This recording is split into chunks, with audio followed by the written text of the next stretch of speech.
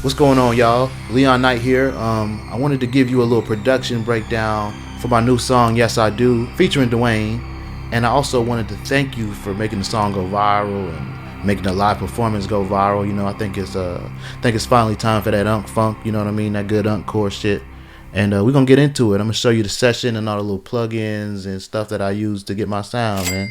Let's take a look at the session.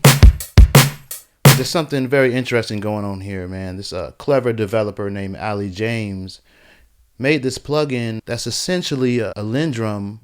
It reads the original chip files from Drum Machine. You can load them in and you can make your own. You can take WAV files and turn them into EEPROM chips, you know, and you can load them on real drum machines if you want. And man, you just get a real fat, crunchy sound that you can't really do with just regular WAV files in a sampler. You know what I mean? It really emulates the behavior of those vintage drum machines and does it perfectly. And that's what I use for this record. And of course, we got the Oliver little clap sample underneath. Then I'm hitting the drum bus with this machine head. If you're not using this plugin, you need to use it. This is a emulation of a tape emulation. And it sounds incredible. You see how I just woke that shit up? Let's get into this bass. My boy Cat Daddy on the bass. Man, he's got an incredible feel. Originally, my boy Powers Pleasant wrote the bass line while I was playing the keys when we were jamming. Yes, I do.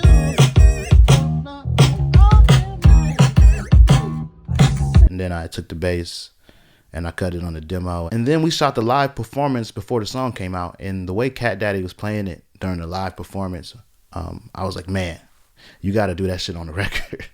So I had tracked him on the record. And that boy funky, man. And then I had layered that with a bass from Prophet 5.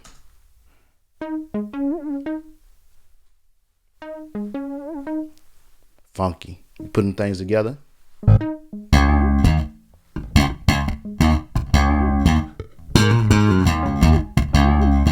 Not a lot going on in this song, man. It's mad simple. I was trying to make the Prophet sound like an Oberheim, like OBXA, and I was messing with the modulation curves, you know what I mean? Because we didn't have it at the time at the studio we were using. They only had the Prophet 5. So I got me some money and I bought me the real Oberheim sitting over there. So the future productions will have that. But I like the way that this turned out. I got this real. And I layered it with a. Yeah, together those two are just so great. We got this little funky guitar up in here. Panned a little bit to the right. Then we got distorted guitars, doubling the bass line. These are not panned perfectly left and right. I just like the way that it sounded not being panned perfectly left and right. Yeah, one is a little bit over here. One is all the way over there. And that shit was just funky like that. Let's get into these vocals, man. Mad simple. Luxury. No auto-tune. Yes, We ain't use no auto-tune on this song. We really singing on that thing. Yes, I do. Got a private chef cooking for me. Hit it with some Eventide. Got a swimming pool full of bitches. They know I'm a star. Got a Cadillac in the garage. Yeah. Little gated reverb. Look, them boys really singing on this thing. Yes, I do. Got a private jet waiting to leave. I'm a superstar. Got a suit I show overseas. Dwayne. What we do next? Guitar solo. I use a little Fractal FM3 over there in the corner.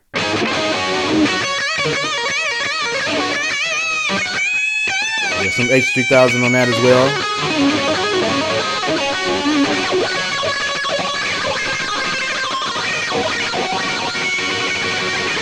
That's that King of Rock and Roll shit right there.